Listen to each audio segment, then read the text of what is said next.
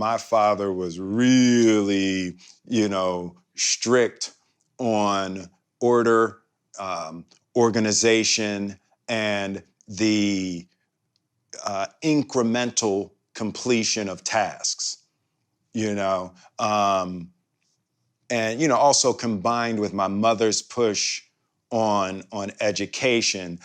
As a really young child, we had to put hospital corners on our beds and our shoes were lined up, and, so, at 6 years old, we were forced to think along those military lines. And everything was a mission to my father. Like, there was nothing that was a basic task. You weren't just gonna wash the dishes.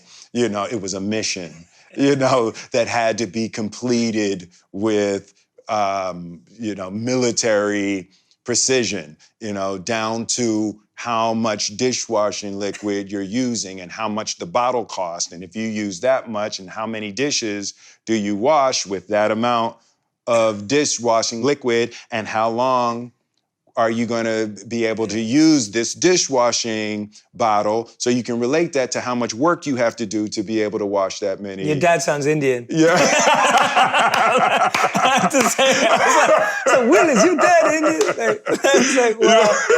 That is intense. Yeah, so it was really, his mind was like that, and I took, we always take the things we hate the most from our parents. But, from that, the gift of structure and the gift of breaking tasks down, you set the goal, but the breaking the tasks down into smaller, manageable pieces was a thing that I came out of my childhood with.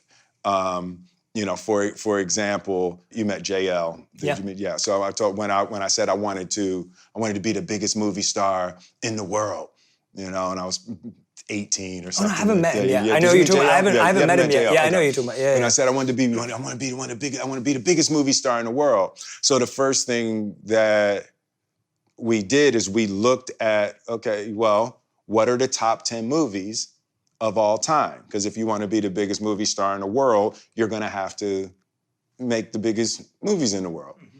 So we said, what are the top 10 movies? So we looked at the top 10 movies. We said, well, what are the patterns? What are the patterns in the top 10 movies? And at the time, 10 out of 10 were special effects movies. And 9 out of 10 were special effects movies with creatures. And 8 out of 10 were special effects movies with creatures and a love story. So, that's where the bent for me towards sci-fi movies came from, the recognition of the patterns of sci-fi creatures and a love story. So that became what we were looking for with everything. And then Independence Day was a no-brainer, and then Men in Black was, behind that. Yeah. And it's that kind of systemized algorithm. Yes, yeah. Right, exactly. Yeah, looking for what is the pattern, and that's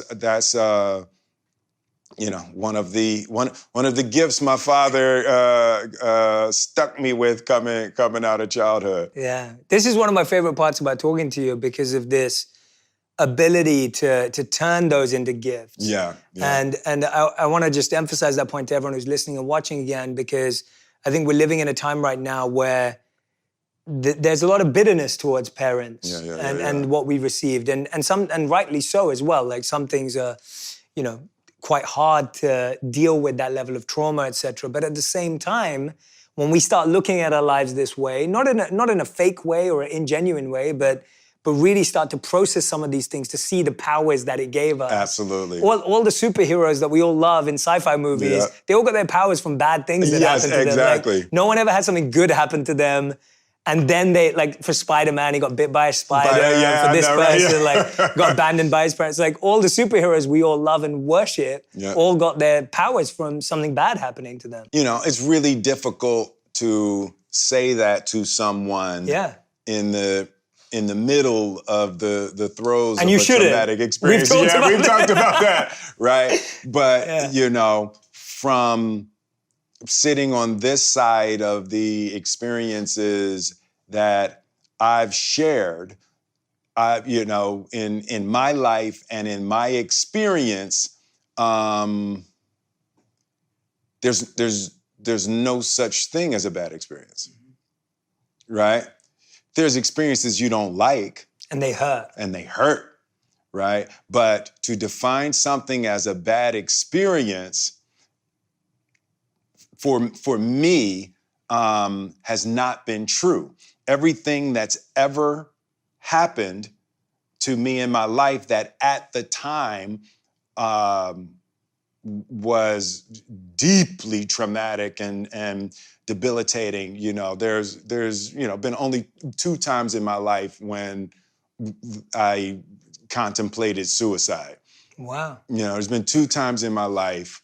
And the once was when my mother and father separated.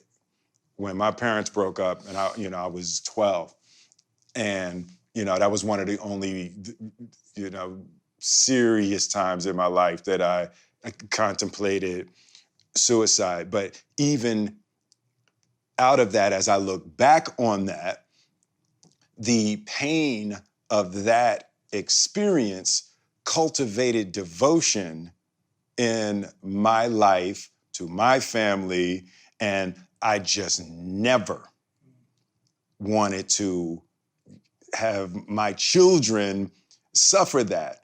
And of course, I got divorced from Cherie, so I was recreating that situation, but it woke me up in a way that forced me to try to connect with my children. So the negative experiences or the things that were awful at the time, there's always the other side of the coin. And in my experience, I've cultivated only positive things out of the most negative experiences of my life. My father's death, and the 6 weeks up to my father's death, was probably the most formative time in my life.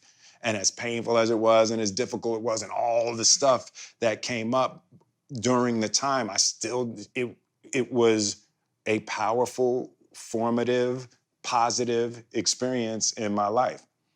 Tell us a bit about that, if you don't mind, about why you felt it was formative. And because I think a lot of people go through the loss of their parents, and we've talked about this, like the idea of like sometimes people regret of what they did or didn't say to their parent, or maybe what they expected of their parent. What was it that was so powerful that allowed you to feel that way about that moment? Because I got a gift that some people don't get, and it was that the doctors told us he had 6 weeks to live, right? So, and then he lived for 4 months, right? So I got a warning. So most people don't get a warning. You just get the call one day, and you just didn't get a chance.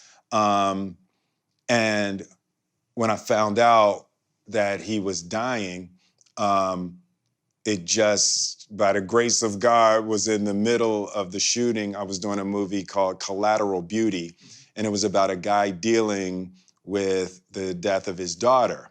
So I was into the Tibetan book of living and dying, and reading all the, was it Elizabeth Kubler, just reading all this stuff about death. So I've been programmed for 6 months, and I had read and studied all these books about death and grief and dying, and then I get the message, and I was like, I sat down with my father, and of course I had all of my traumas and all of my issues and everything with him, but I had also I've 6 months of programming of all of the things that you're supposed to do, to prepare yourself for the death of a loved one.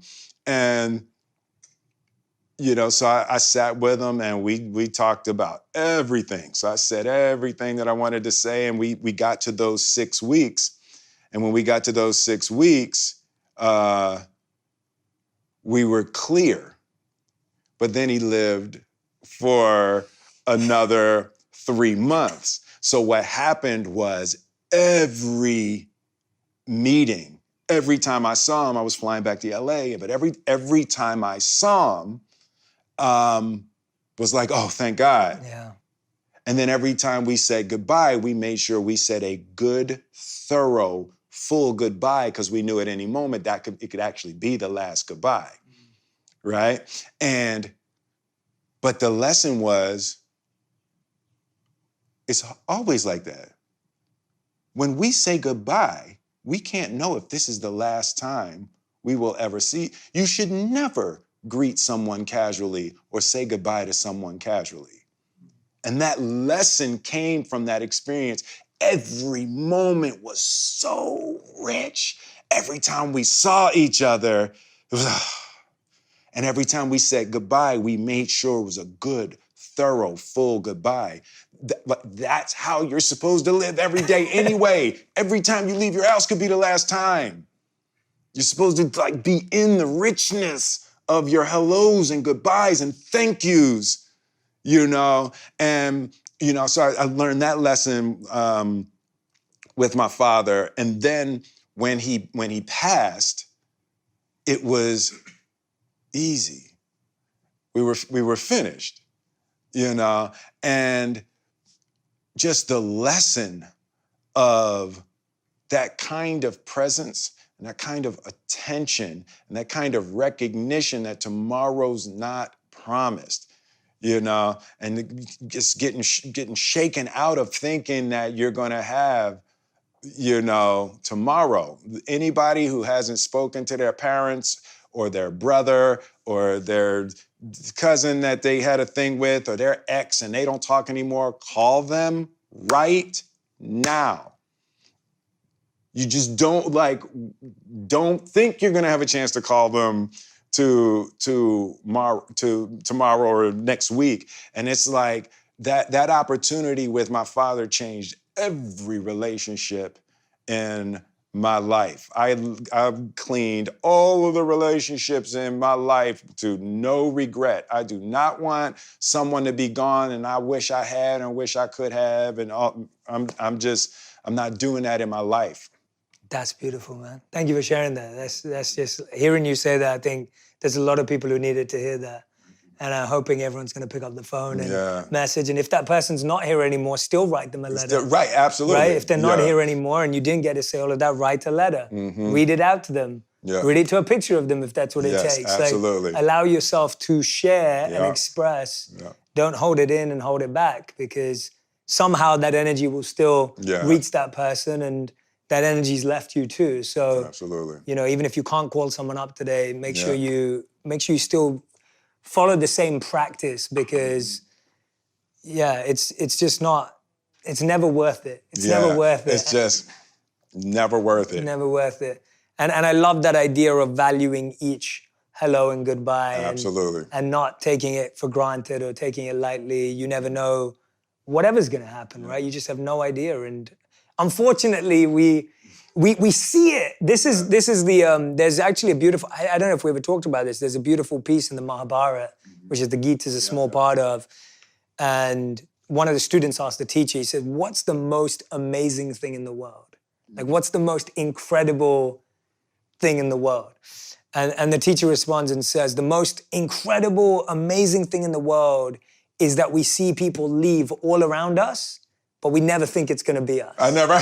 So you see it and you have that moment again and again, and then you lose someone in your life and you think, oh, that could be me, or that could be someone else. And you live like that for a day, and then the complacency sets back in. Absolutely. Tell us a bit about, you've been studying world religions and spiritual paths for a long time. Absolutely. And the first time I officially reached out to you and your team and everyone, which was a few years back now, was because I saw that you'd been reading the Gita. Yeah. And the Gita was obviously the book that I read and studied so deeply and fell in love with. And after having studied world religions myself too, and I've had beautiful experiences reading the Bible and the Quran and the Gita. And so when I saw you talking about it when you were in India, I was just like, wow, like, this is amazing. Like, I'm already a huge fan. I love Will Smith. Like, how is Will reading the Gita? I was like, how did that even happen?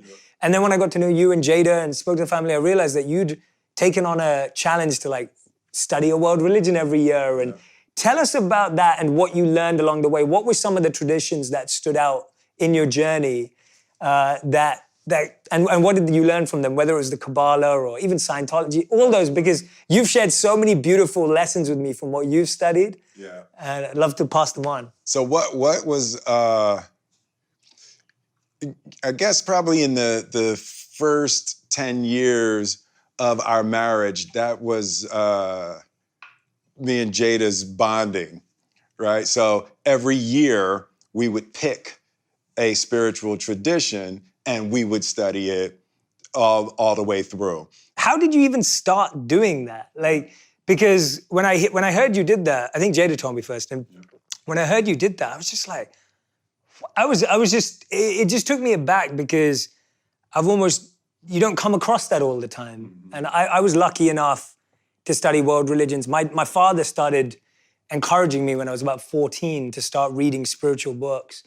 And I dated a Muslim girl who asked me to read the Quran. That's how I read the Quran, which was a wonderful experience in my life at 16. I read the Bible because we would celebrate Christmas and I'd feel guilty that we celebrated Christmas, but I hadn't read the Bible. Oh, right. So I started going to church on Christmas and then reading about Christ and the Bible, and I just absolutely fell in love with the scripture. And then I was just reading so many different books. And finally I came back to the Gita, which was the book I was brought up with. But yeah, tell me about even why you and Jada decided to do that. So I don't even know how it developed as a thing. I know when we got married, we were trying to decide, what church we were going to get married, and were we going to get married in Baltimore or Philly, and who was going to be the priest, and so Gammy had a different religious background than Gigi, so we were trying to figure all of that kind of stuff out, and Jada didn't want to do any of that. Jada wanted for she and I to go to a mountain, and, pledge our love and devotion to one another, to God, without, she felt like we weren't going to adhere to this specific religious tradition. We would just be picking it for her mother or my grandmother or something to try to figure that out. So I think the discussion about the religious background we would raise our children in is what came up when we first got married. And she grew up in a thing called the Ethical Society in Baltimore, and they would honor the different religions. And my background, I grew up, I went to a Baptist church. I went to a Catholic school. And somewhere in that first decade of our marriage, we were like, oh, wouldn't it be hot if we could say that we had read cover to cover all of the major holy books. And we started with the Bible, and I just remember seeing her Bible was marked. You know how I do my books now. You see how all my books are highlighted all the way through.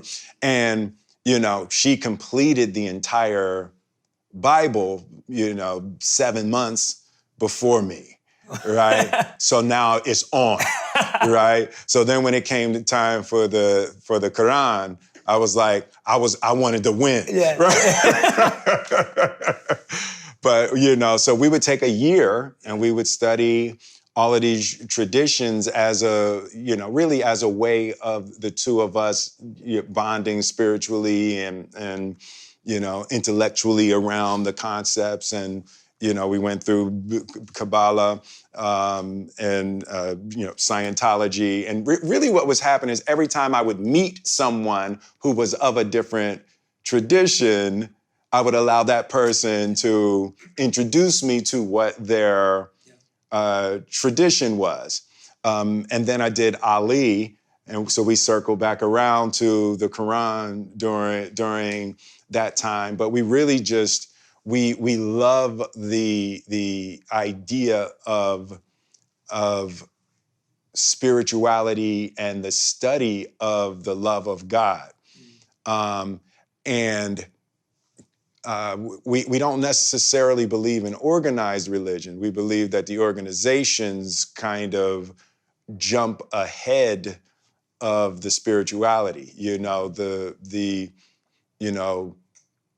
The Church of Christ is very different than Christ. The steps that Christ actually walked. So we started to notice those kinds of differences, and we really just wanted to find the truth. What is the truth? And you see how my whole family dives in. The kids are doing it now, with the Gita. And it's really just trying to find our way, in this world. Yeah. And I love that. And I was so fascinated by that myself because I saw that within myself. Mm-hmm. And so when I saw it with you and the family, I was so drawn to that because I think that a lot of what we're trying to figure out in today's world has been suffered for long enough in an internal way that when you're diving into these books of wisdom, there's just so much there to unearth because people have been through the same challenges for decades and decades and decades. The problems have already been solved. Yeah. and lived for long enough. And solved, Yeah. And at the core of all of the spiritual teachings that I've ever studied, at the core of all of the ideas, how you treat your neighbor is central, right? Yes, absolutely. Yet somehow people manage to twist, in all faiths and all backgrounds, totally. People do unto others as you would have them do unto you is very clear. Mm-hmm. If you ask yourself that question, well, in this situation, how would I have them do unto me? And you did that, you'd never have a problem. Because the answer is never going to be, I think they should curse me out and spit on me and whoop my ass because I was tripping. It's like, you just, I guess somebody maybe. No. I think you're right. I think you're right. If I were in this situation, how would I want them to treat me? Yeah. Right? It's huge. It's the most simple, yet the most profound. Most profound. Our teachers in the ashram would always tell us, and I've said this to you before, but they'd always tell us that these principles, you'll learn them on day one, mm-hmm. You'll think that you know them on day two, mm-hmm. But you spend your whole life trying to realize them. Yes.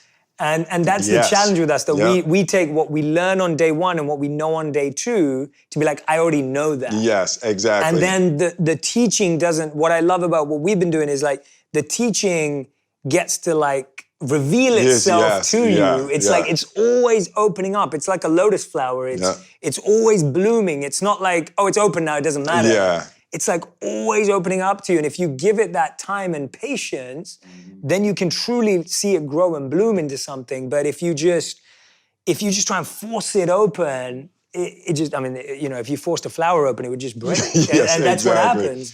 What happens. What I say to you all the time is, so to give people a sense of it. So we were doing, 2 to 4 hours a day, a few days a week for months. For months, yeah. For months, and we were spending as much time together as we would spend with our families or other things. So we've logged some real hours in this last year. And the thing that was always amazing to me is that we could take 8 hours, right? And we spend it and we get it and we study, we do all of that. And you leave my house and I pick up my phone, how quickly somebody could snatch me. I was like, and it really is a serious moment-to-moment practice to remember to be nice to people. When you get sucked back into the foolishness so hard and so fast, and that was frustrating to me for a while. Like literally we would do 8 hours. And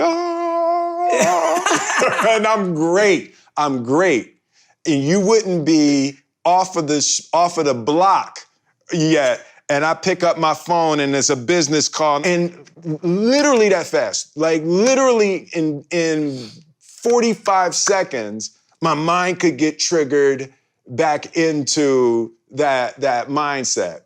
I know now that's just, it's every day. Yeah. It's, you don't get to know it and be done. Yeah. Like it's a daily practice for the rest of your life to be able to deal with the foolishness of this world in a way that's productive and kind. Yeah. Now everyone knows I'm terrible at what I do. Well, I know. It's like, as soon as you have to do it, it's like, oh, wow, like, Jay, you're really bad at this. It's like, oh, Jay, you should have left Will with a little more girth than that. I know. You can't even last 2 seconds with that. That's terrible. Well, you're working with years of sediment, All of us, lifetimes, like the conditioning is so strong. Yeah. And it's almost like when we start to do the work, you're walking into a garden full of weeds. Yeah. So all the flowers are covered. All the beauty of the garden is covered in weeds. Yeah. And so you're cutting down the weeds. But because you've been watering the weeds for so long, they keep growing back. And so you keep cutting them down and they keep growing back. And it's the example, the analogy of the mirror that's given in the Vedic tradition around how when you walk in and you try and clean a mirror that hasn't been cleaned for lifetimes, it's dusty. Yeah. And so when you start cleaning it, the dust comes up in your face and you're like, I can't see. I can't see. And that's what we're all going through. Yeah. And when we start realizing what you just said, the day to day, it's like if all of us said we want to plant, I keep using gardening analogies, but it's only because it makes so much sense. I feel because we're so disconnected from nature, our mindset has become instant and our mindset has become now. Whereas when you watch nature, nature's never instant. Yeah. Like, I call that hunting versus farming. Right. Okay. Go ahead. Yeah. Hunting versus farming, where people let's get it. Let's get it and eat, right? That's a great. I love that. I love that. Versus no, we're gonna we have to plant the crops, grow the. I love that. Yeah, because it's the idea that if me and you said we want to plant a tree, you'd have to come back to that tree every day to see how it was doing. Yeah. And it wouldn't be a tree for many, many years, but you'd have to come back every day, water it, sunlight, move it, replant the soil. Yeah. And that's what we're doing with ourselves. But for some reason, because we're so disconnected from nature now, we think that, if I just meditate today, then it's, it's like saying, I'll eat today and I don't have to eat tomorrow. Yeah, right. Or I showered last week. I showered last week. I'm good. I'm good.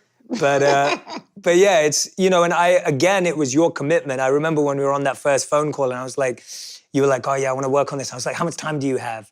Like, how much time do you have? And you're Will Smith, so I'm thinking you don't have any time. And I don't know how serious you get yet. Yeah. I'm not aware yet of how immersed and obsessed you get with stuff. I'm still learning about you. And then you're like, I've got 2 hours. And I was like, all right, 2 hours a week, 2 hours bi-weekly, 2 hours monthly. You're like, no, 2 hours a day. 2 hours a day. And I was like, wow, he's real. I was like, he's serious. I was like, wow, he's for real. And then, and I'd go away and you re-inspired so much of my own study. And that's what I was telling to you over Christmas. which is when we kind of broke off as I went to London and you've been traveling.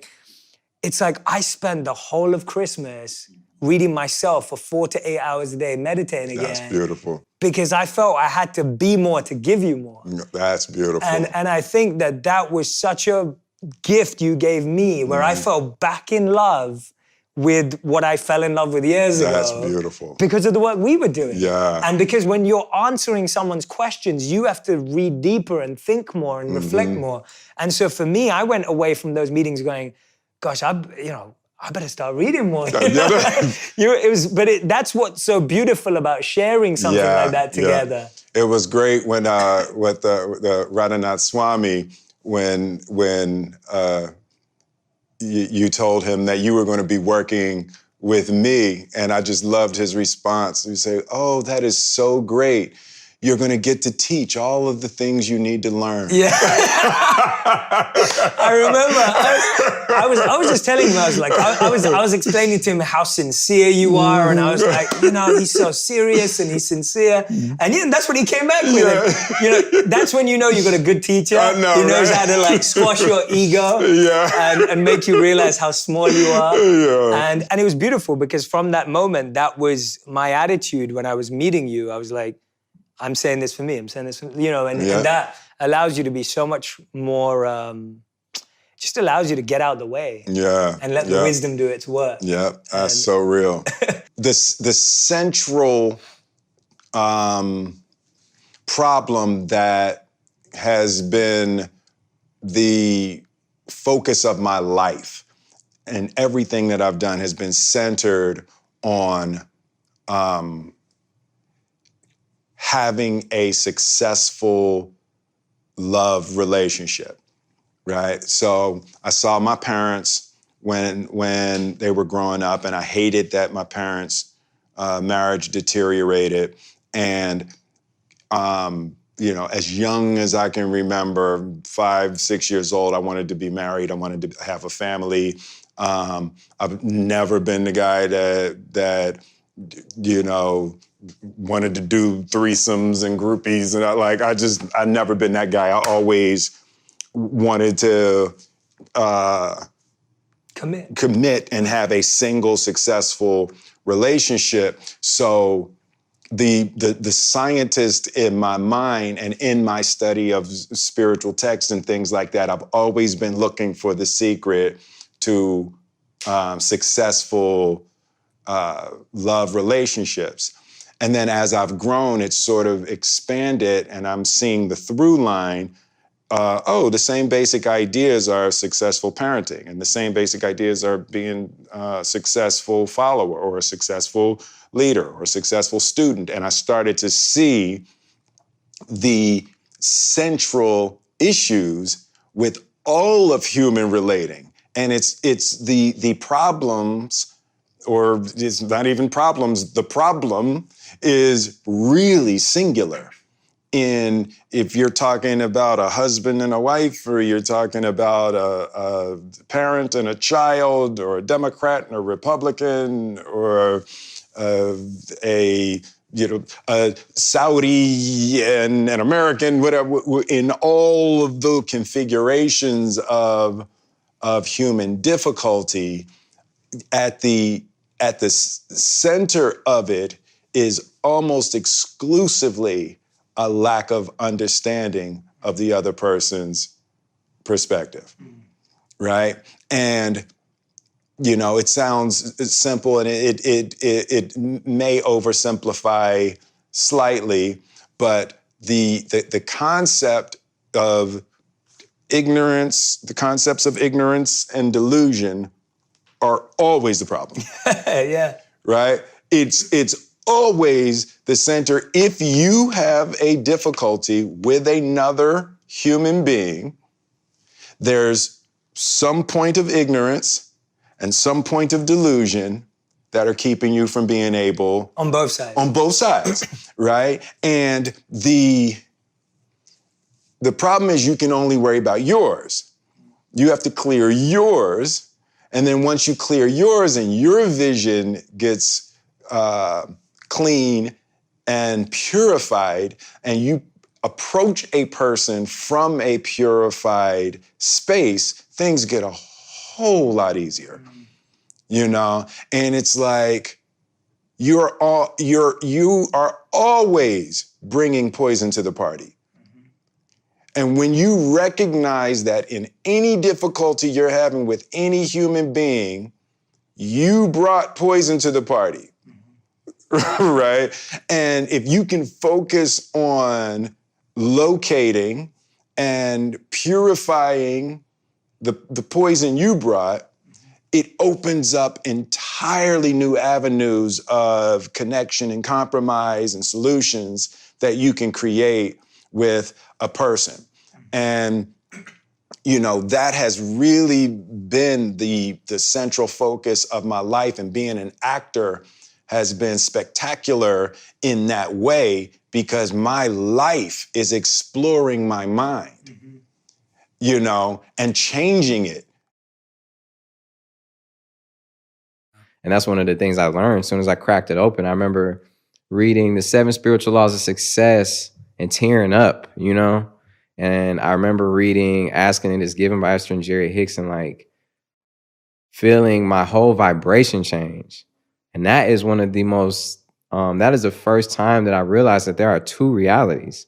There's a reality that we see with our eyes and our feel and touch. And then there is a reality just as real, where it is our spiritual world that we can create and manifest.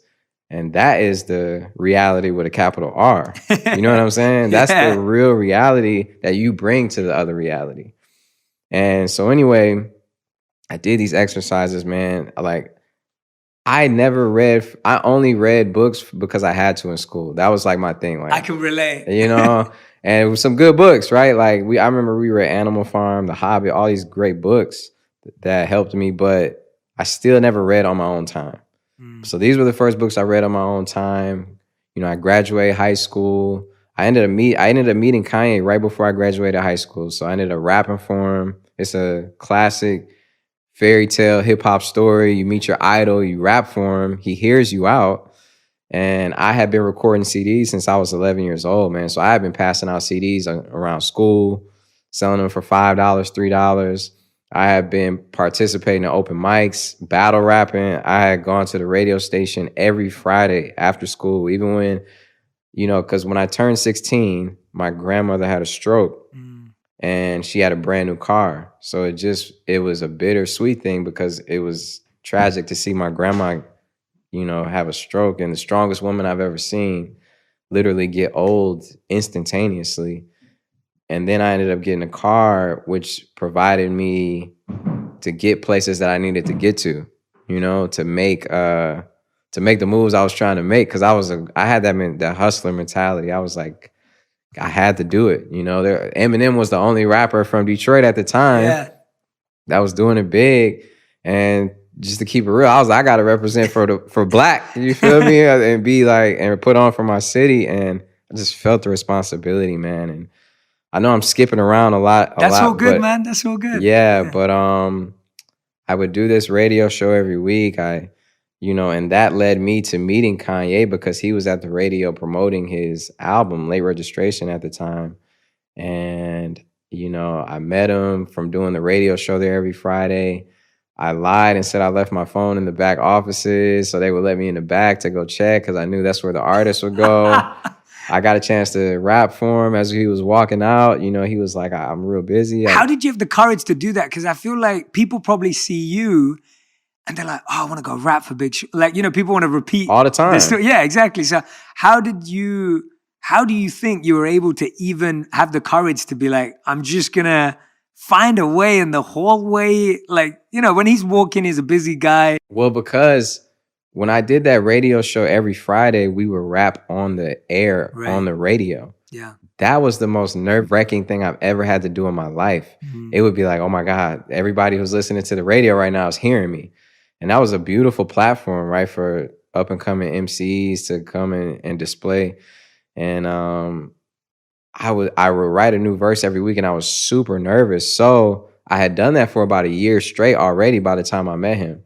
So I was used to rapping under pressure. Right. So when I saw him and was delivering it, it was just like I had so many raps in my head already, and I was freestyling, and I was used to delivering under pressure. So I was able to dynamically, you know, I delivered it as best I could. Yeah. And he heard me. He heard me out, and he was like, "Well, you got a CD?" And it's like, "Well, yeah, because I had CDs that I was selling in high school. I had my CDs ready. I had a bio ready. I had everything ready." And it's crazy because ever since I was 11 years old, single thing I had done so far had led up to that moment. It all happened. And it was like, yeah, I had the CD, I had this, I had that. And he followed through, but it took years after that. That's what people don't get. It wasn't like I rapped for him and that was it. You know, I rapped for him and thought it was going to be like that. That's why I didn't go to school. That's why I turned everything down. And then I stopped getting a response from him. And then all my friends are in college. A whole semester goes by and they're like, "Man, you could have came to school. What you still at home? Like, what's up with Kanye? What's up with your record deal? Like, what's up?" Like, that's the hardest to hear. That's the hardest. And I come from a family. My grandma's like, "Why aren't you need to go to school. Like, this is the way to a better life." You know, she grew up in poverty and made her way to that point, you know, and she's like, education is the way. And it was the hardest thing to go against the grain, you know. And my mom was really one of the only people who, even though she was a teacher herself, right, an English teacher, has her master's degree, she knew what it was like to have a dream, and she knew what it was like to chase it, you know. So she believed, of course, education is important, but you can always go back and get it. You can't always live take that chance. You can't do it the other way around, yeah. So during that time period, for like a year and a half or two, what I did was, that was the first time I intentionally worked on myself. And I intensely would read these books and meditate every day and, you know, imagine myself like living the life that I was, you know, trying to live. And it just, I don't know how to explain it. It was like I felt like I was there. And what that did was it put me there. It really did. To make a long story short, it put me there. What were the work that you were doing with that meditation and visioning? Because I'm sure, like you said, and I'm really glad you brought it up, because before, like you said, I was at the radio station. I was rapping live. I was nervous. Like what I find is that with yourself and stories like yours, there's manifestation, but there's also a ton of hard work in the background. Yes, it is. Tell me about that part of what were you doing in the background while you're meditating, you're envisioning, you're seeing yourself there. What's happening with rap music and music? Well, one of the things that I would do in my meditations is I would put out let me attract the people, energy, places that I need to go to the next level in my career. Let me attract the people. And I would meet people, I would meet producers, and we would lock in, and, you know, who had a common belief as mine, or like, you know, the same one. And like, I'm trying to get on as a producer. Like, you trying to get on, let's work, right? And I would write things down. I treated it like it was a job. And also one of the things I had to put in perspective is that it didn't matter how hard I was working necessarily. It really mattered how smart I was working. You know, I had a perception, it is hard work, you're right. But I had the perception that it takes hard work, until I realized that some of the most successful people I knew would work a couple hours a day and enjoy their life. Yeah, it's flowing. And at the end of me and my mom, we grew up in debt, and she worked 2 jobs. And she was working most of her life. So it just didn't make sense to me. You know, early on, I'm like, it's not about working hard. It's about working efficiently and smarter. So that's one of the things I really learned at that age too. So it's a big lesson. You know, because a lot of the other people who I would see at studios, they would be like, "Man, I made 8 songs today." Like, I'd be like, "Well, I've been working on the same song for like a week and a half." But it's not about that. You know, it's about the product. It's about what you're doing, and not about necessarily how much you're pumping out. You know what I mean? And that was something I really had to accept, because your ego will not let you accept that sometimes. We've been conditioned, right, to think all these things. And that's I feel like one of the things your book talks about. We've been conditioned to think a certain way. We've been conditioned to, you know, we're given like a certain amount of guidance, options, directions. You're supposed to do this. You're supposed to do that. You're supposed to follow the line. You're supposed to do that. You're supposed to do that. Hey, you guys got to do, you know, our whole lives. And a lot of that is just, some of it's great, but some of it just doesn't apply to everyone, you know. And that's one of the things I had to realize and redo my foundation of my whole life and be my architect. Well said, man. That's beautiful. I love the way you've expressed that, because that must have been an uncomfortable place to live for 1 or 2 years. When you feel you're going to get your break, it doesn't happen. Your friends are now moved on. Yeah. And everyone's... And I'm still in the same bed that I grew up in. Yeah. You know, I was sleeping in a twin size bed, man. I'm 18, 19 years old. You feel me? Yeah. And it was so frustrating, and it was a test of my ego, bro. It was a test of my ego. But I would visualize Kanye reaching out. I just knew that it was gonna happen. I didn't know how. And like I was like, I'm gonna make it happen somehow. And it did, bro. And it's like something you gotta trust. You know, imagine you being on a cliff and it's like there's no more cliff there, but you like, hey man, there's an invisible bridge. You know, if you had a guidance next to you, like you had your higher self walking next to you, and you're like, bro, there's nowhere to walk. And he's like, I'm telling you, if you take a step, it's an invisible bridge right in front of you. And that takes a lot of faith to walk on that bridge. Yeah. You know, that you can't even see. Yeah. But that's what I had to do, because that's the decision I made. I wasn't about to go back to school at that moment. I wasn't about to go back to my friends and be like, man, y'all was right. Like, I messed up, man. I should have just, you know, I couldn't do it, you know? Yeah. And that may have been my ego too, but I did let that motivate me. And that's just how it went, you know? And then he did reach out. Yeah, tell us about that moment, how it felt internally around, were you like, oh, wow, this manifestation stuff works? Was that a point where you deepened your faith and belief in the invisible bridge, where you were like, oh, this stuff really works? Or do you think you already believed that it worked and it was just about trust?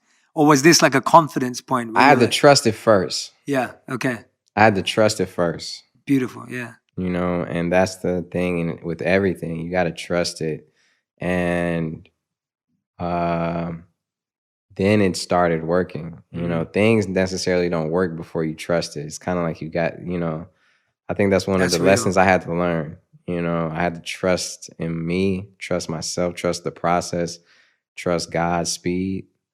You know, that expression is so popular for a reason. You know, you can make all these plans. My grandma used to always be like, man, God, you make all these plans, God's going to laugh at you. Yes, yeah. You know, that classic saying. And she would say that to me. And so many sayings like that just means so much more now, because it's true. That's why it's so popular.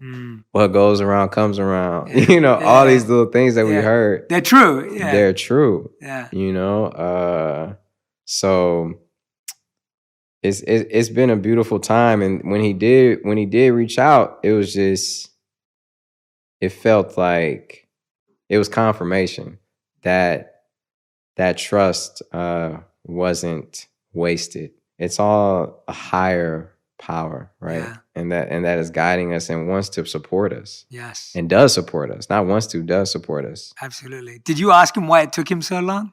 Nah, because, you know, I knew people who were like 30, 40 years old that never got their shot. So I'm not going to be like, man, it took 2 years. What took so long, you know? But, you know, and it was a process after that. And things, I'm not going to sit here and say life is smooth sailing. Never. You know, it's not smooth sailing. It's like a constant unraveling experience, right? And things don't, it's so many times, bro, that things don't go my way. And I've done all the work and I'm like, why didn't this happen how I wanted it to happen? And then sometimes where I didn't expect things to do anything. And it turns out to be one of my biggest songs of my career, my biggest moments, or one of my greatest experiences, or things that I've like, okay, I put so much energy and power into this and it not do what I wanted it to do. Like, these are things that I go through on a daily basis, but I had to realize that it's all the side of life that I'm on is such a unique side, and it's the blessed side. Yeah. And that anything that happens to me, anything, you know, it's all love, it's all beautiful, you know, and it's something to be learned from it. It's something to be gained from it. It's, you know, that you when you win something, you learn something. When you lose something, you learn something. You know, you still win something. Yeah. You gain something, you know, so it's crazy, man. It's really crazy. Did you find that when you finally made it into the music industry, that there were people like you that meditated, that were visioning, that were working from this deeper core place? Did you find that, or did you find that your spirituality was almost threatened or questioned, or there weren't people seeing eye to eye? How did you feel about that? Did you find like it was still natural to stay true to what got you there? Because you had a very different journey in terms of internal journey towards music. Yeah. I would see both. Yeah. I would see people. One of the reasons I wanted to sign to Kanye, because his first album inspired me so much. Yeah, same. And I can tell that whether he knows it or not, he clearly is a manifester. Mm-hmm. He clearly is a spiritual being too, you know, or you could call it religious. To me, it's you know, there are so many similarities, right? But he is somebody who is a manifester. He's somebody who's a creator, Mm-hmm. right? He's somebody who I've saw him wield ideas from, you know, the inspiration of God, or, you know, whatever he can say it is, but that drew me to him, you know what I mean? Mm-hmm. And I've seen it in a lot of people. I've seen it, you know, when I sit and talk to Jay-Z, it's like I don't have to sit and like talk to him so deeply about it. I can just tell that he has this, you know, there are a lot of people who I met, even DJ Khaled. Yeah. You know, he's somebody who is, you know, manifesting for sure. A manifester. Yeah. You know, and then his story is crazy. I don't know if you've ever talked to him. I haven't. No. His story is crazy, man. Yeah. And, you know, it's a beautiful, beautiful story. And we all have stories. Mm. And there are people who, like, those are people who you would kind of like be like, oh, okay, I can see that. But then there are people who I also have met, or even Janae, you know, you could tell Janae is like very aware. For sure. And, you know, somebody who is spiritually in tune. You know what I mean? Yeah, that's what I love about this conversation and all the people you're mentioning. I think we see an external PR version of who we think those people are on the front cover of magazines or music videos or whatever it may be. But behind everyone, there's a deeper story. It wasn't just like that. Tell us about when. I'm intrigued because I feel like a lot of people listening to us right now, they may actually feel blocked from that envisioning, right? They feel blocked. Like they feel like they're not getting. When have you felt blocked? Or if someone's listening and they feel blocked, what's blocking them? Like how do they remove that? How do they let go? What are they needing to let go of? Well, this is deep, dog. You're getting deep. I had to go there with you. You're giving me deep talk, so I don't want to, you know, gotta dive in. Well, one thing I've learned on my journey is that there are blocks that are sometimes placed on us from our parents or from our surroundings. And whether you believe this or not, I believe it is true, even from a past life. And I'm with you. It makes total sense because I've met complete babies who were like, this is like an old man sitting here, right? He's very mature, you know, it's like, but anyway, I have worked with people who have helped me remove blocks from my life. Marie Diamond being one of them, you know, and that's a whole deeper conversation. But she has, in the last few years, is someone who has helped, who has been a mentor to me spiritually and helped me along my spiritual journey. And, you know, honestly, when I just think about the blocks that I've had in my life, so to go back to that, to think about people who are feeling blocked, know that you have to believe that you can feel unblocked. because you're giving it power by acknowledging like, I'm blocked. You're putting that out in the universe.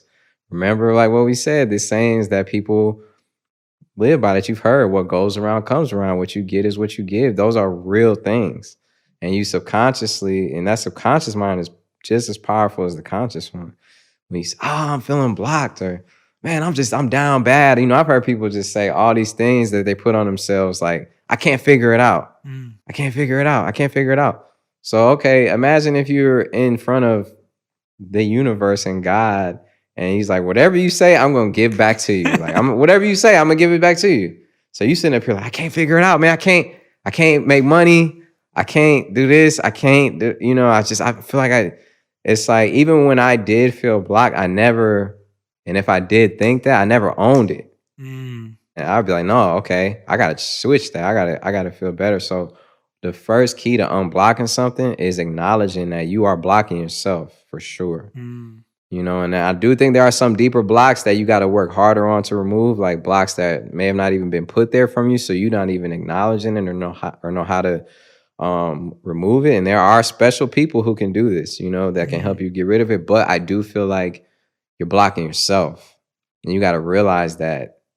Stop blocking yourself. It doesn't matter if you don't have money. Don't say you don't have money. Yeah. Be like, I got money. Money's coming in right now. Like, it feels good to be rich.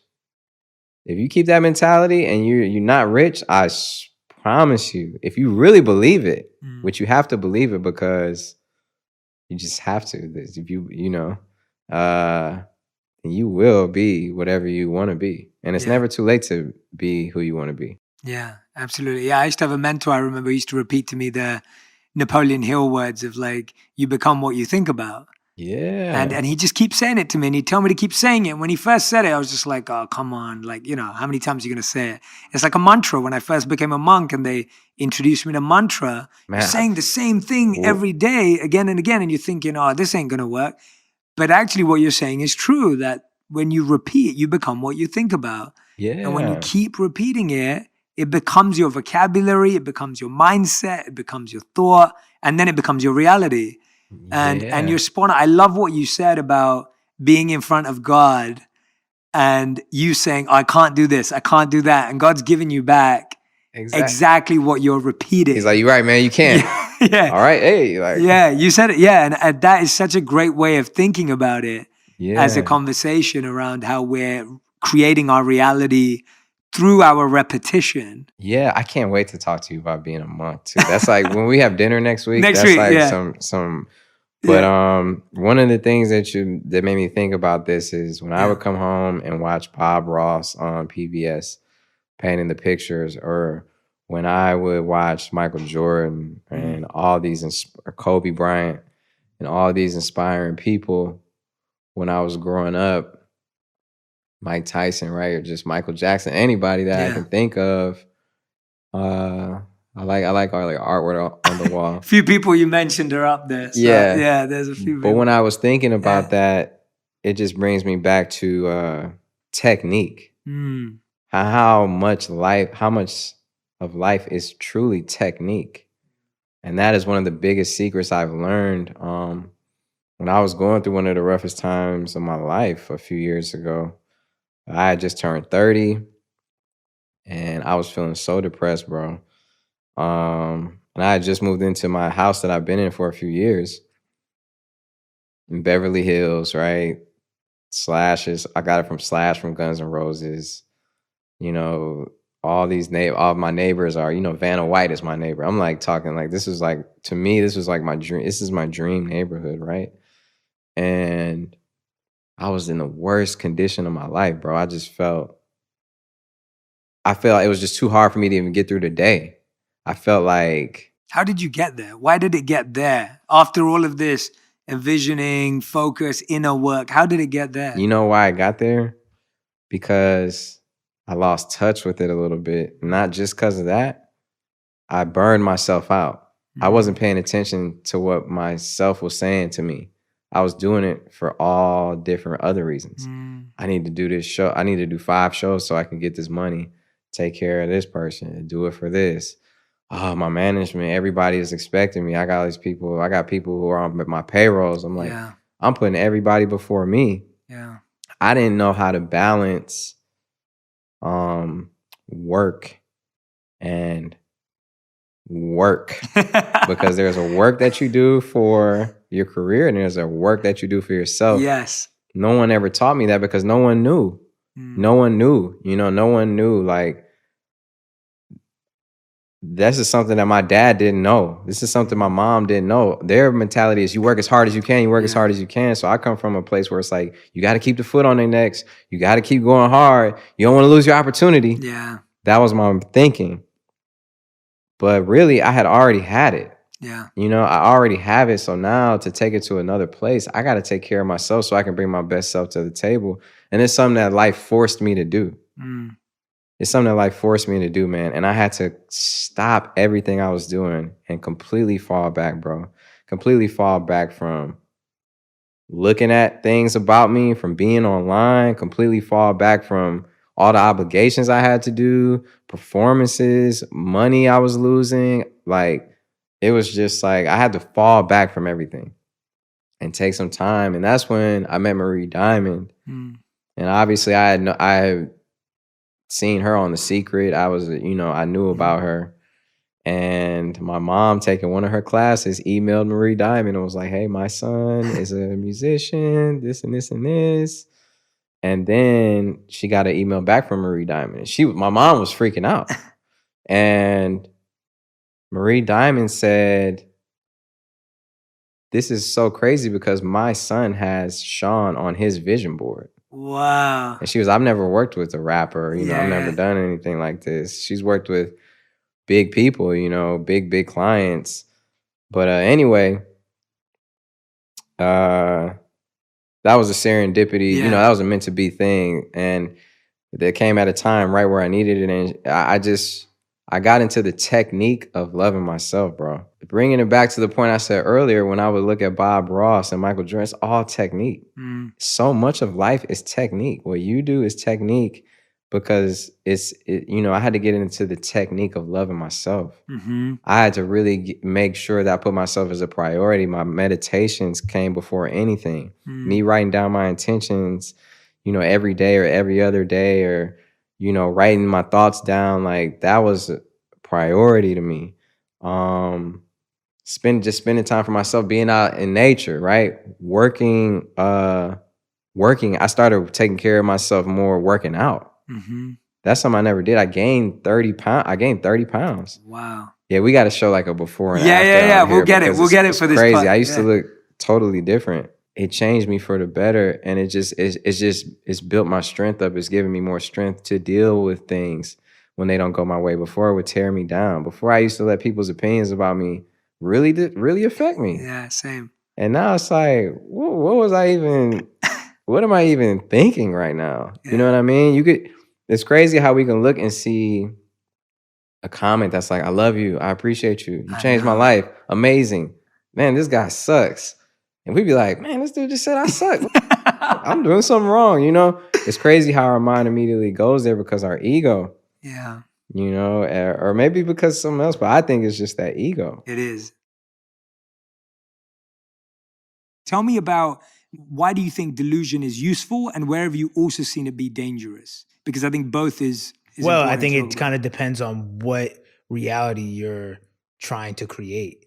But I do believe in, I used to walk around saying all my beats are $1 million a beat and I'm a billionaire and I just went platinum 8 times. These are all things I would say like that had not happened. And they were insane. Me and Bugis, my best friend who started Diamond, he put out a project back in 2011 and we called it 2020, and I produced the whole thing, and we did the entire album from the perspective of 2020. So it was like we're on Rolls Royces and we just made millions of, like, it was all just distorted reality, but it ended up becoming reality. So I do believe that if you want to change your reality, you have to already believe that it is your reality. But obviously if you like are trying to do something evil or ill intent, it's not gonna be great for everyone else. But yeah, just before we started recording, we were talking about, being creative and being busy. Mm-hmm. And you said something really interesting. You were just like, I'm always creative. I've always got stuff going on here. And then you were like, there's some days where I don't, feeling lazy. Like, walk us through that, because as someone who's super creative, who's loved for your creativity and how original your work is, and that's why I've always liked you. I've always felt your sound is very original and unique, and it's hard to like be like, it's not like, oh, it sounds like that person or sounds like this. It's like, oh, no, this is original. Like, that's where I've always resonated with your work. Tell us about how that is something you achieve, even though there are days where you kind of feel like, I just want to sleep all day or whatever. Yeah. It's tough because, and me and Bouyes talk about it all the time. The highs and lows of an artist is really dramatic, at least for me. Like, I'll have days, if I go into the studio and make something I love, I'm like on cloud 9, like everything is great in my life.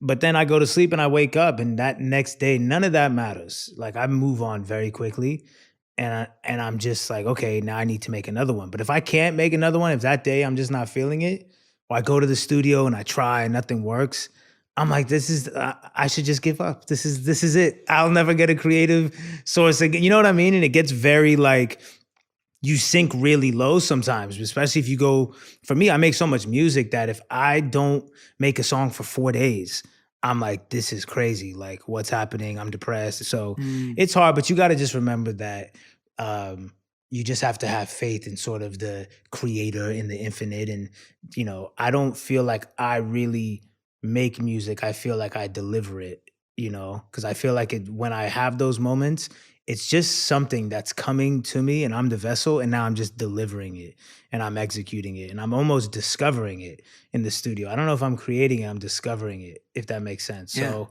you're not always gonna be in that place where you're getting the message and you're getting the energy. So it just is what it is. It's just hard. It's the waiting time in between will make you feel like this is it. I'll never make another song again. What makes you feel that? I love what you just said about delivering versus creating. I think that's phenomenal, and it's explained really well. What makes you feel like you're in alignment where you can deliver versus forcing you to create? Like, what are the things that... Lack of thought. Right. Yeah, lack of thought. Those times where you get into that place where you're not thinking and you're just feeling, and like I said, just delivering. Like, I'm not even thinking about should I say this? Like, you get the inspiration and you just execute it. That's when you just enter that flow state, and it's just special, But it's tricky. It's hard, especially like I said, as I got not even necessarily older, just more visibility. There's outside chatter now in my head, what people are going to think. I know that I'm not just releasing it to my friends anymore. Like, so it's become trickier to tune out everything. But yeah, man, just try to focus on the present moment. That's like the one thing that I learned this past year was really like, how do I slow down time? And I was like, okay, well, the way I slow down time is to slow down my thoughts. And the way I slow down my thoughts is to be present. You notice if you're just mindless and you're making a sandwich, but you're thinking about, oh my God, what I need to do tomorrow, and all of a sudden 2 hours passes, right? But if you really think about like, you cutting the sandwich and what that's like, and you stepping on the grass and what your feet feel like, time moves really slow. You realize how slow time moves. So I just try to do that. I try to stay in the present, even in the studio. I don't try to have my thoughts already be on when this comes out and this is going to be like this and how's it going to go. I'm just like, man, let me just like actually hear the music and feel the music and just operate from this place. I love hearing you talk about this, man, because, these are some of the principles that I'm constantly sharing in my work. Yeah. But hearing how it applies to a music artist in your career brings me so much joy. Yeah. Because it's practical, it's real. Like, you've got time pressures, you've got pressures from labels, collaborations, whatever it may be. Like, there are real life pressures. But when I hear you say that, and that's how you feel aligned, how did you get introduced to this work or this set of thoughts and beliefs and mindsets? Was it something that you had since you were a kid, or where did you start exploring with the idea of being present, experiencing, feeling, delivering? The present moment is recent. Because you know what? I felt almost like I didn't need to be present, I guess, when I was coming up, because there wasn't anything pulling me away from the present moment. I kind of only had the present. moment, if that makes sense. It was just me and Bugis in the basement making songs, and that was it. There wasn't tours coming up and videos. There was none of that. So, but as this past year and past couple years have been happening, I got into the Power of Now book and just sort of just the whole ideology around just being present, and started reading more into that whole theory. And I bought into it. A lot of this stuff, people don't realize that a lot of this stuff, like the teachings, the self-help stuff, you have to be open to receiving it, And if you're not open to receiving it and you're not willing to buy into it, then I hear you, but God bless, I can only tell people what works for me. But it worked for me, being present.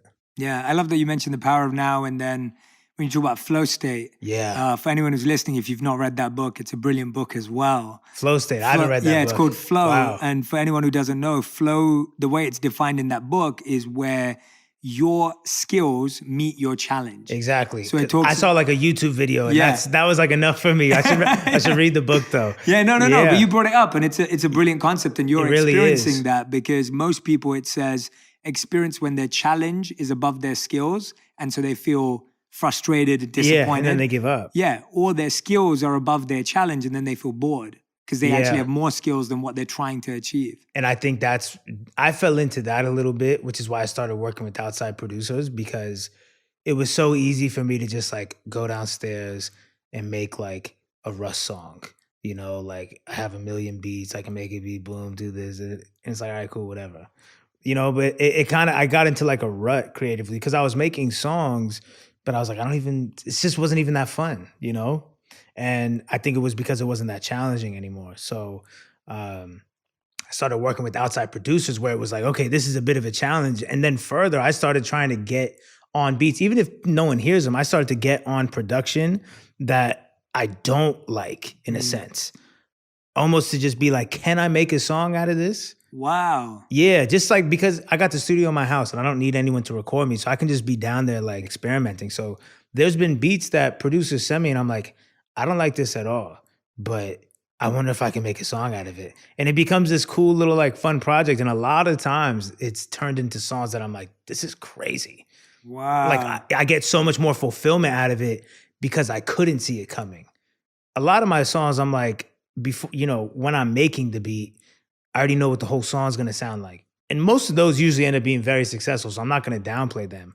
But it does make the process not as on an Easter egg hunt. Yeah. So yeah. I love hearing that, because that's putting yourself in an uncomfortable situation. Right. And most of us avoid that. Yeah. Like most of us just want to hear a beat and feel something straight away. Right. Well, see, because people are around other people. I would probably never do that if there was people in the studio with me. Like, actually, out of all the beats you played, give me the one I don't like, and I'm just gonna try to make something. You know what I mean? Yeah.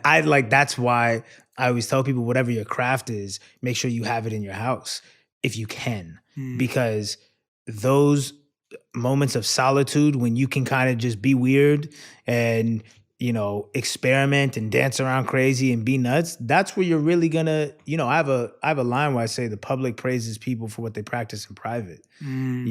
So I just feel like that's when you gotta hone in on everything, is what you're doing in private. So when I'm by myself in the studio, I be getting weird. Can you tell us what's the weirdest thing that's ever happened? I mean, it's not that weird, but it's just like when I'm by myself, I'll put on a beat that I'm like, I don't even know what I'm about to do on this, and I'll just put the auto-tune all the way up and go stand in the booth for 60 takes, just wailing and just making noises. And I'll be like, this is wild, or this is trash, or this was really cool. Like I sent my manager some song I did where I made a beat and I just put the auto-tune on full blast and just freestyled the whole song. And I was like, I just had to get it out. Yeah. But it was cool. But like, I would never put it out. But it was awesome. Dude, this is so inspiring. I love that approach. It's so refreshing hearing that. Well, it's a refreshing process, because you get so rigid with like your process, and this is what I do, and we sit here and I make this kind of song.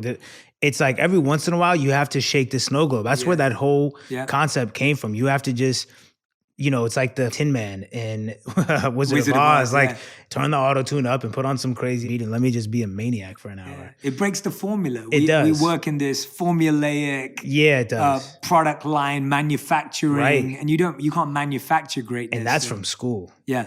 That's from school. School is such a factory setup. How were you at school? What kind of? I was incredible at school, to be honest. I'm not even gonna lie. I was just like, I'm really not.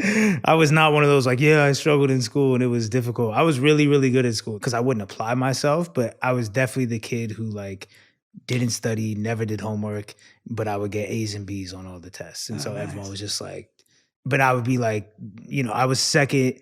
I always say this, and it's not even something I'm necessarily proud of, but it just gives context. But like a senior superlative, I was like second for most likely to make a teacher retire. Because I was just the kid in class, like constantly talking, distracting people, challenging the teacher, but I had an A in the class. So I was just super annoying, which I know is a surprise to so many people. and so tell me, go back to the point you were making before I interjected around why you think that factory, yes. Well, yeah, because, you have an expiration date as a kid in school. You got to be out by a certain time in high school, whatever age it is. Go to this department of the building when the bell rings. You know what I mean? It's just very like there's no creativity in there. That's why I'm really big on having arts in schools and, just because otherwise you just, I don't know, just like creates these robots. I love that you break the mold. How do you get to a point though where what I find fascinating, already your process is fascinating to me. What I find more interesting though is that your ability to trust yourself when you come up with something insane. Yeah. Because very few people ever allow themselves to do a wild card thing. Right. Now, when you do a wild card thing in the studio on your own and you discover something like a sound or a auto-tune or whatever it is, and you discover a beat or a sound that you're like, oh, I like this. How do you then trust yourself to go with that when you play it to someone, they might be like, all right, you're crazy, Russ. Like, this is never going to work. How do you then approach that? It's that level it's that stain of confidence that's just, you can't remove. I just still, like, Nas has this quote in an interview, I believe, where he said, if it doesn't scare you, you shouldn't put it out. So I've always kind of like kept that in the back of my head. I usually move with that.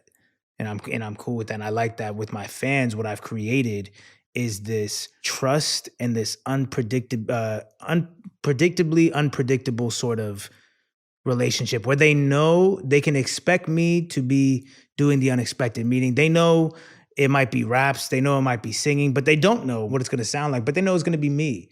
And so I think I've done a very good job at painting my canvas and kind of giving people who I am. So it's allowed me a lot of creative freedom. I always tell up and coming artists, like, when you're coming up, you don't want to then, this is my opinion, when you're coming up and you're building your fan base, you're conditioning them to expect a certain thing from you, a certain sound or whatever, and you're creating this creative window. A lot of people, if you just come up only rapping, right, and you get your whole fan base off of only rapping, let's say, you haven't really fully tapped into you yet, and now you want to start singing, a lot of fans are going to be like, you switched up, what are you doing?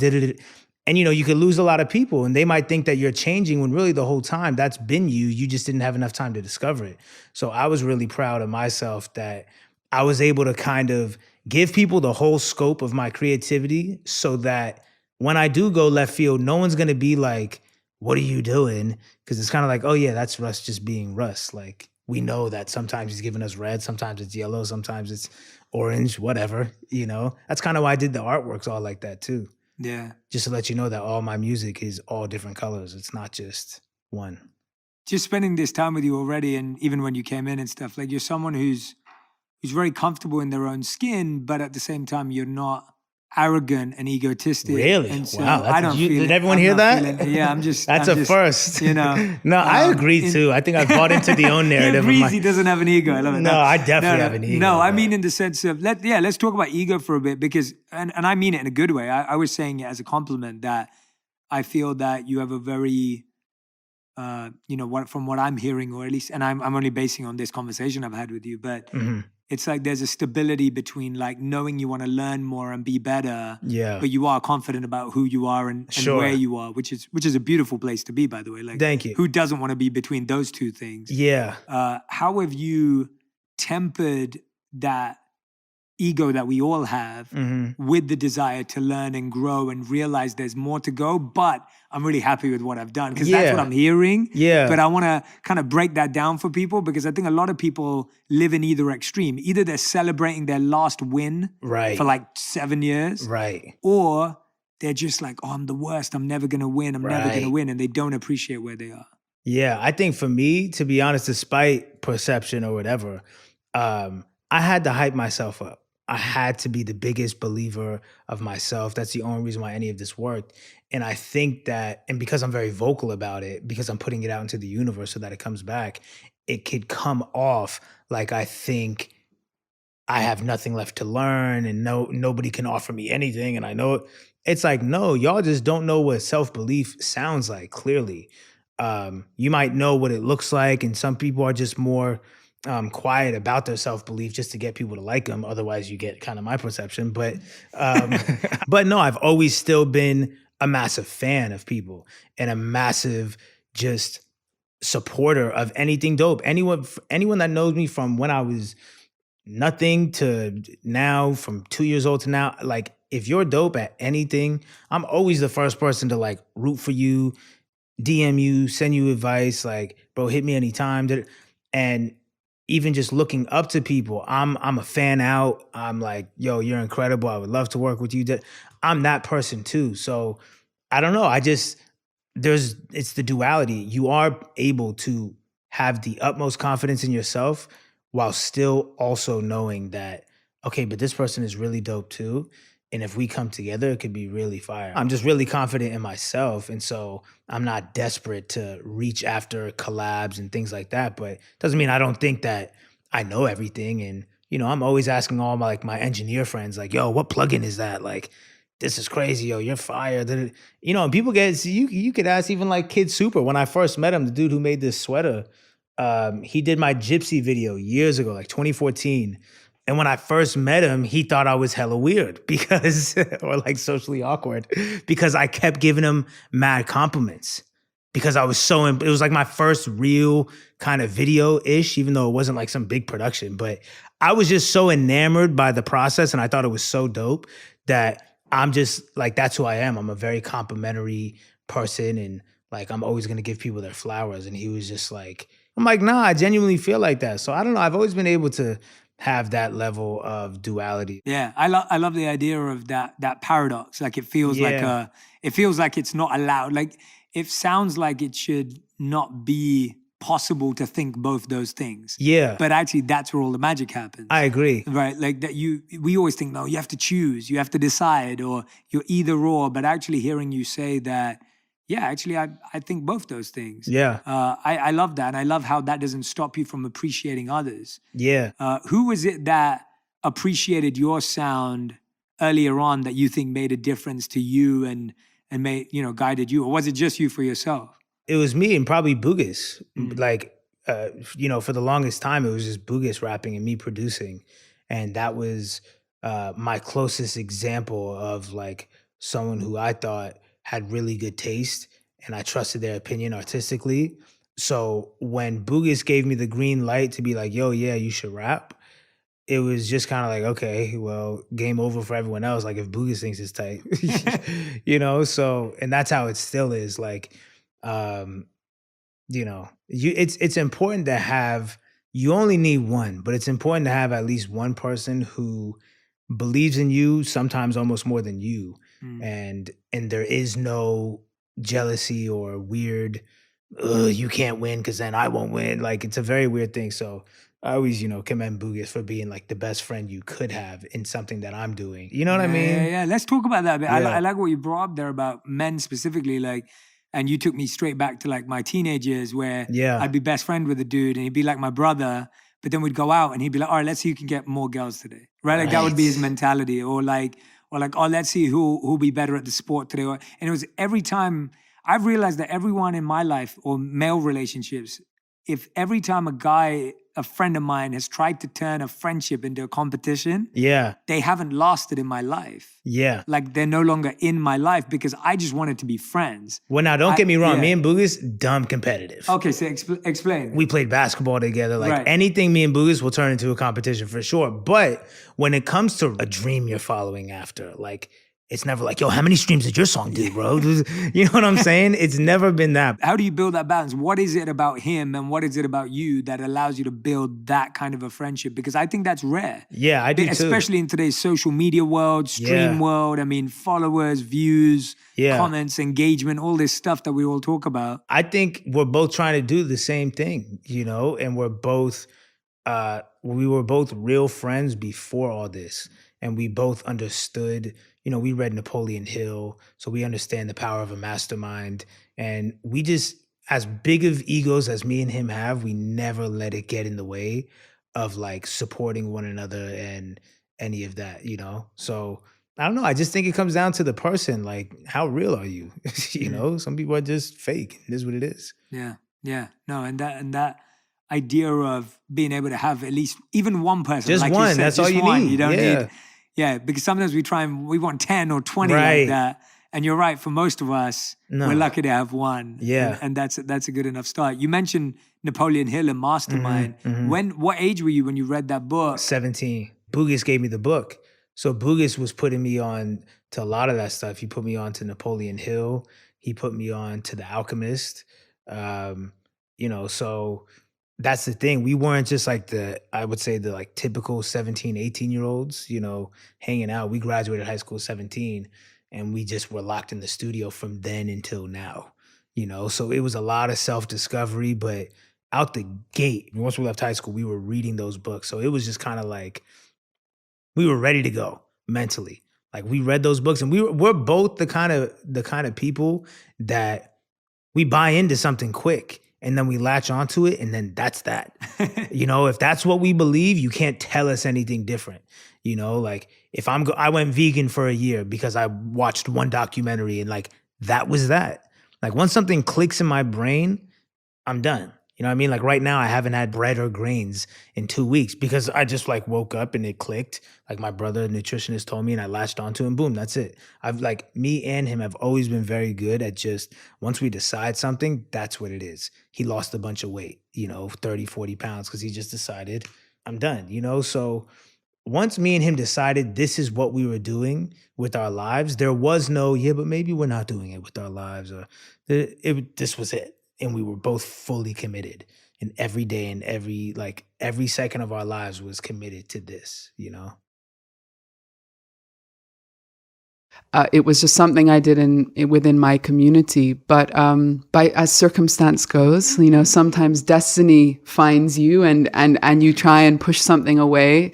Many times, I think, you know, Jay and I have had probably many conversations over the years where I've been like, I just don't know if this is what I meant to do, or like, yeah, I do this, you know, that kind of thing where you keep trying to turn away from something, but it kept coming back to me. It kept knocking on my door. Both of us kept on trying to go, no music. Yeah. No music. And it was like, yes. Yeah. You know, like when you have to write on a form, you know, occupation, and I would always stop and be like, what do I write there? You know, because I wrote, I did art, I was a dancer, but I didn't want to write musician or artist or writer. I just didn't know what to write because I didn't fully identify with being able to say, this is what I am. So yeah, it came bit by bit. And I think one of the big catalysts for me with feeling confident to try to accept the role of, you know, embracing my creativity and engaging it in service of spreading this type of music more is the fact that yoga, meditation, mindfulness, those things over the last 10 years became so much more mainstream than they ever were. And when I was a child, I never would have imagined that would be the case. I thought that was just the strange way that I grew up, you know? And that, like, kids used to ask me, like, so why don't you, you know, like, why are you vegetarian? And why do you have a name like that? And stuff like that. Jeez, and yeah. But now it's like, no, this is it's pretty normal, especially in LA. It's so it's been a journey, but I'm so grateful to be doing this now. It brings me so much fulfillment. Yeah, we're grateful to you too for sticking it through and continuing on, and we're never going to let you quit. So I don't want to quit. Johnny, yeah, music is gonna keep coming back. I know. but we love that. Yeah, we love that. Both of you, for everyone who's listening and watching, I think there's such a pressure these days for young people, especially to find their purpose or discover what they want to do for the rest of their lives. And you can see in both of the way you are experiencing, it's kind of not been like that. It's kind of been much more of this meandering path and kind of getting lost and then refining and then feeling stuck and then questioning everything and then finding it. And this almost like magical approach to like, I found my purpose or I found my, calling. Exactly. It doesn't work like that. And it's nice to see two people who are creating and artistic, but it's kind of coming over time. It's such a process. It's such a journey, and there's so many internal obstacles that need to be looked at and that need to be worked on until you can step into your calling, until you can step into your purpose fully. And God knows I'm still trying to step in. Yes. I'm still trying to step in. Yeah.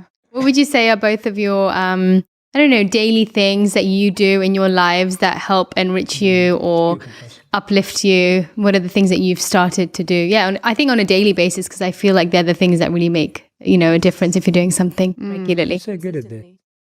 Yeah. I've watched a few of your... No, I haven't. No.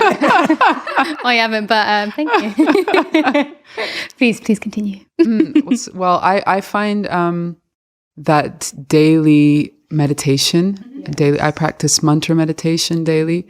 And that is something that I really hold on to. Like I imagine, if you take life to be like a river, that is, the current is flowing very fast.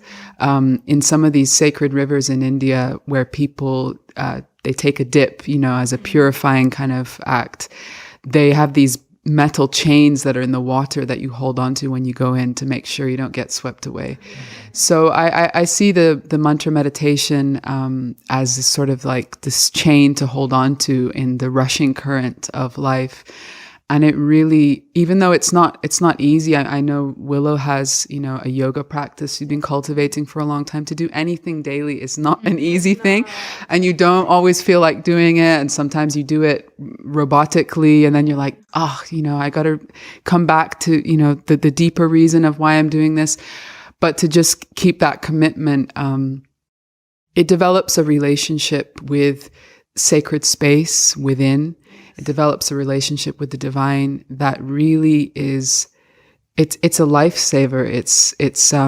It gives me inspiration. It gives me sense of connection, and it's a meditation. The particular mantra that I recite daily, the meditation is on how can I be of service, and a prayer for service. Please allow me to be of service in this life. So I love how Willow was describing that service. It brings you out of that space, because every day we have to push against our tendency to be self-absorbed. It's like at every moment we tend to be caught in our head thinking about our own worries and things like that. And to turn that around to how can I serve? It's such a dramatic, state change. And so for me, that helps. It helps then, whether I'm doing one thing or another, just to keep connecting with that core reason of why, of what is the purpose of my existence, to serve. It makes things a lot more simpler and joyful.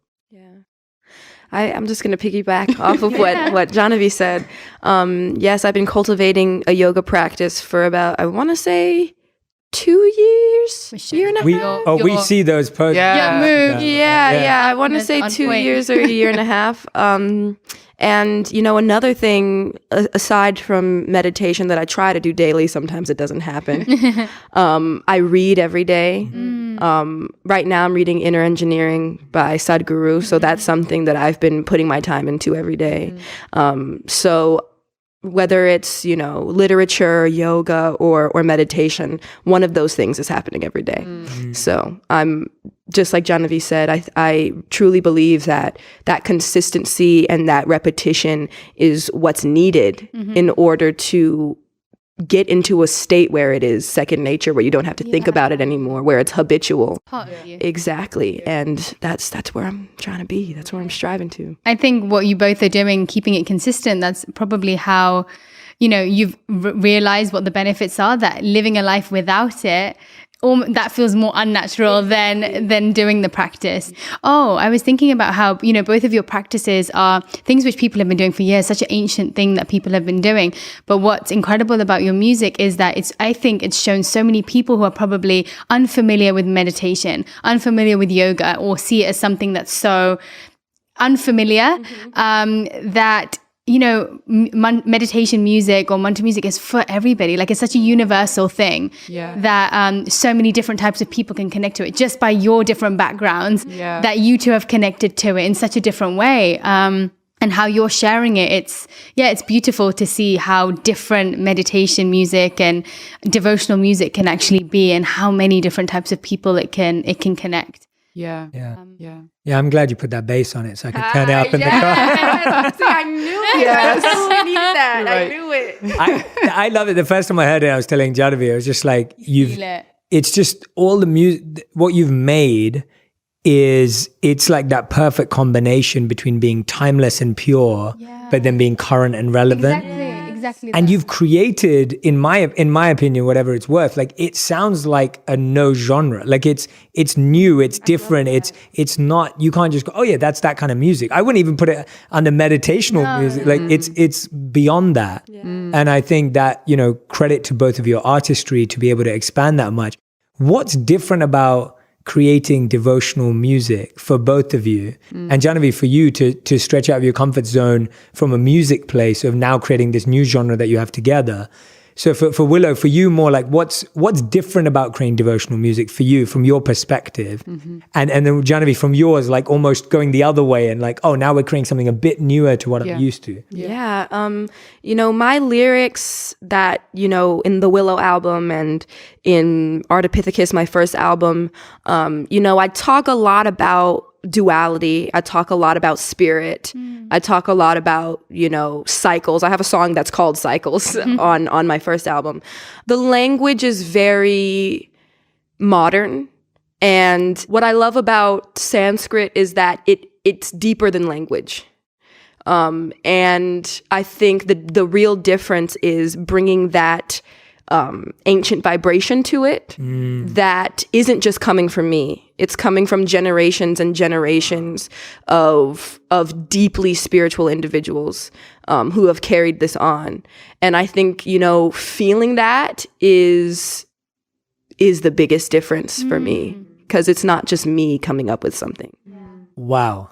Powerful. That's really powerful. Yeah, that's incredible to think of it like that. That's so well articulated. That's beautiful. Thank you. Bravo. You accept me. Oh my God. Yeah. Wow.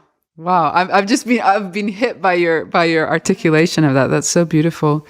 Yeah. I think it's so interesting because I think for me, it was almost, I wouldn't say the opposite, because naturally we're trying to retain the purity of devotional space. And like with recording, we set up a little altar, like in the studio. It's really nice to have that feel to be a sacred space. That intention, like you're making it. Yeah. But with this EP, because most of the time I'm singing mantra, which obviously those words are not mine. I'm putting my heart, my prayer into it, but I'm also trusting the power of that ancient vibration, that timeless vibration, to touch the heart of another. And for that reason, I don't take credit when someone has, a powerful experience with it. It's like, oh yeah, that's what it does. That's what it does to me too. So I'm just trying to, facilitate this experience. But with this album, I definitely was stretching myself, because I think just before we came together, I'd been recently feeling a lot more inspired to to write lyrics in English that convey some of these ideas and themes, which was daunting for me because it's something I hardly ever do, let alone record. I have tons of voice notes in my phone, which will never see the light of day, ideas that I've had. But it was so cool because I didn't think we would actually work on those things. But when I showed some of them to Willow, she was so encouraging and excited about it. And I was sort of like, well, what do you think? Like, you add your lyrics in too. She was like, no, I love this. I think we should go for it. I was like, really? And then so to actually bring some of those ideas to life, for me, that was a beautiful experience of being able to come outside of the space of, okay, this is just mantra. It's not me, but here's this, ancient sound vibration, to actually, here's some words that I wrote, which convey how I want to, take a snapshot of this, this sentiment, for instance, of surrender, or what's how you've experienced it, how I've experienced it, or what's meaningful to me or to us, and for me that was a really that was extremely powerful. I came away being like, whoa, I didn't know I could do that. Yes. So I'm so grateful for that. Yeah, it was beautiful. Yeah, I could feel that sense of hesitancy. That's why I was like, yes. I was like, let's go full fledged. Yeah. Are you sure? She's like, let's do it. Yeah, because I was like, you gonna know the greatness of you today. What's the both of you live real lives in the real world. You go through your challenges every single day, and people who listen to this are going through their own challenges. What's been something that's been really beautiful or powerful for both of you individually that you feel has helped you discover answers at tough times, or find new directions at tough times? What is it that both of you have turned to in your own life, whether it be musical or not, that you think that almost, what is it that people can do to express themselves more? Because it feels like so many of our feelings do get bottled up and do just get thought about inside. What has been powerful for you individually? I mean, it might be a little unorthodox, Yeah. but I actually really, really enjoy looking at myself in the mirror and explaining, like telling, like having a conversation with myself, basically. Like when I'm having tough emotions that I feel like I don't want to express to other people, or I feel like embarrassed or whatever it is, I always try to just look at myself and be like, no, you're valid. Like, explain the full depth of everything that you're feeling, and then look at yourself and explain back to yourself why those emotions, not why those emotions are okay, but accepting yourself in a certain way. And, sometimes when the FaceTime doesn't work and people don't answer their phone, you can talk to yourself. And it does work. It does work for me. It does.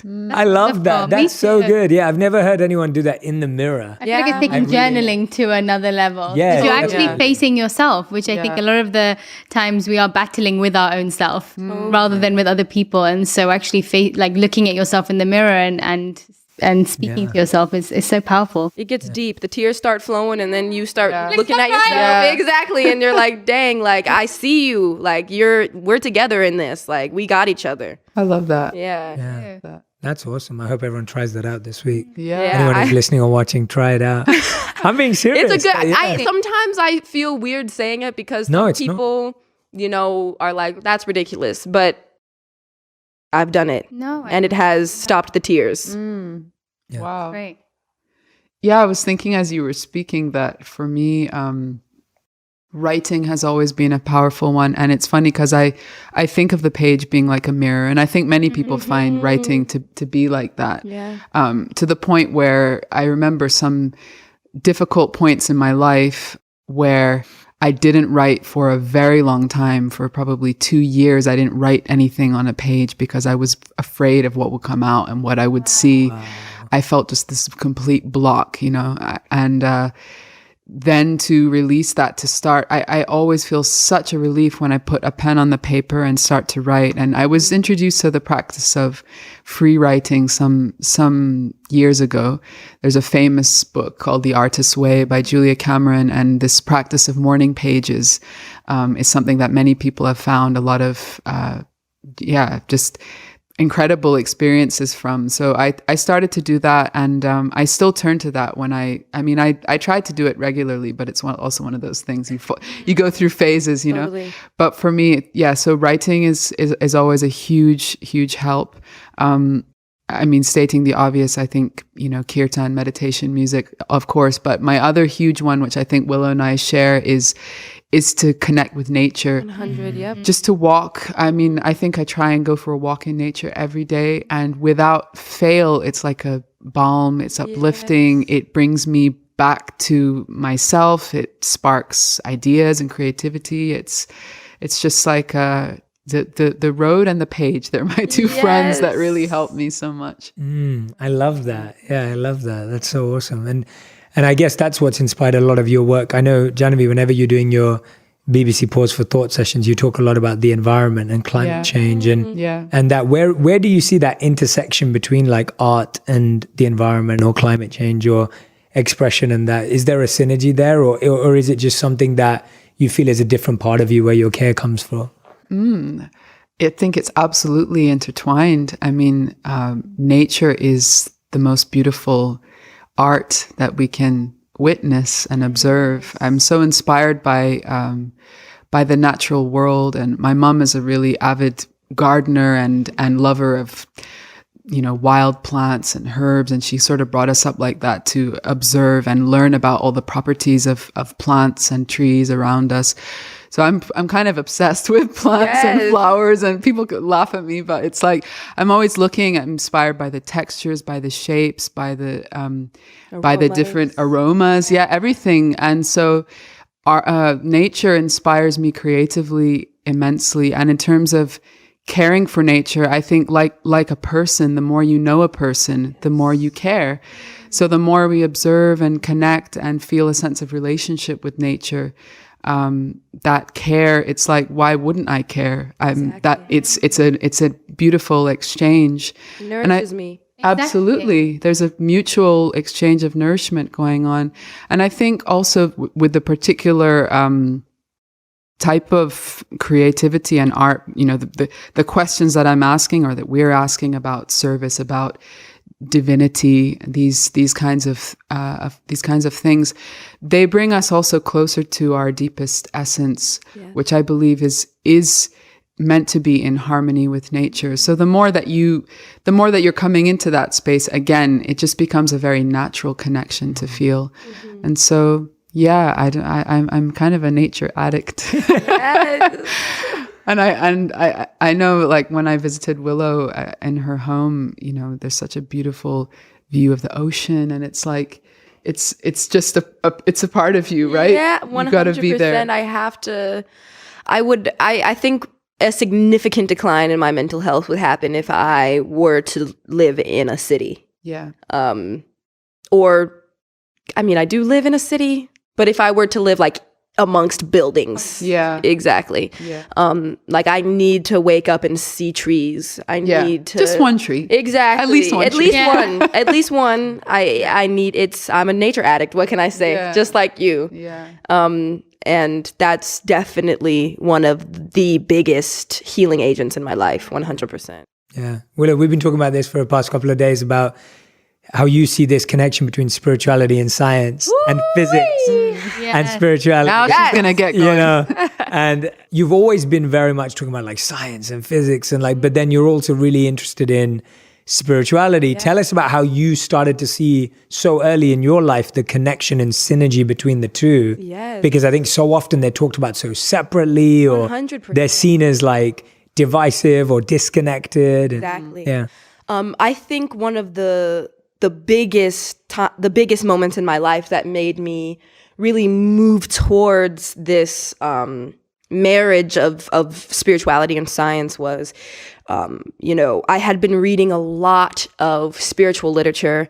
I had been reading a lot of Osho, I read this one book called Oneness, and that book changed my life forever. And just the idea of vibration, and that everything is vibration really hit me, because I am a musician and music is like the biggest love of my life. And then learning about string theory was just opened my mind into such a place that it was like, these two things are the same. Like, people think that they're separate, and in some ways they are, but in the fundament, they're just two sides of the same coin. And so that inspired me to just dive really deep into the physical world and just how things work. And that's how I just got into physics and started studying physics. And, you know, I've been studying more of the spiritual lane recently. It's hard, I will say, to study them deeply at the same time. But I study them separately, deeply, and I go back and forth and then try to figure out how to bring them together in some way. But in my life, you know, I'm constantly relating my spiritual experiences with, you know, all of the scientific things that I've read, or, you know, just being in physics class and telling my physics teacher, like, oh, you should read this book. And he's like, okay, I'm a physics teacher. I'm not a metaphysics teacher. So I just want to continue to just get more intelligent and more intelligent while also losing my ego. I think is where I'm trying to go, which is kind of counterintuitive. Yeah. But I think it is possible. Yeah, absolutely. And intelligence in service. Exactly. And so that's really just, I have lots of goals, but that's one of them. Save the world. Exactly. Yes. I have lots of goals, but they all give me joy, and really just my curiosity for both makes life just exciting. You know, those two things just make my life feel exciting to me. Yeah. I actually think that paradox is what makes it exciting. Yes. If your pursuit was only to become intelligent, you'd get bored. Exactly. And if your pursuit was only to remove ego, it wouldn't be as exciting. Exactly. It would be quite tough. And so actually, both Those of them two, together is a beautiful path. And often the path that can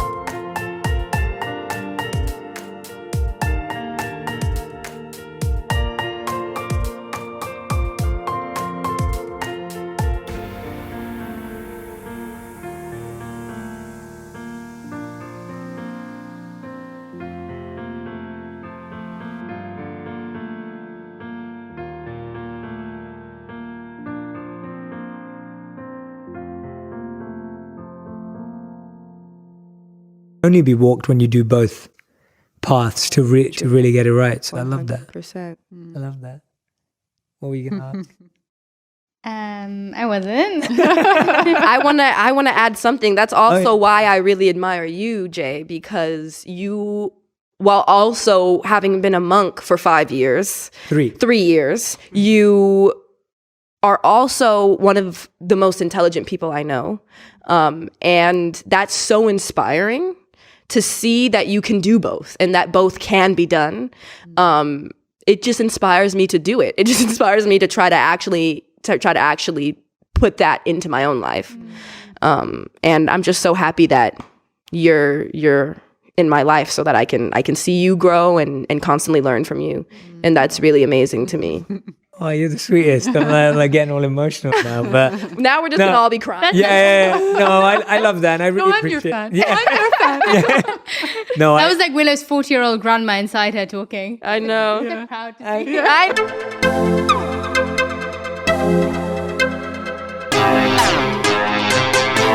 see.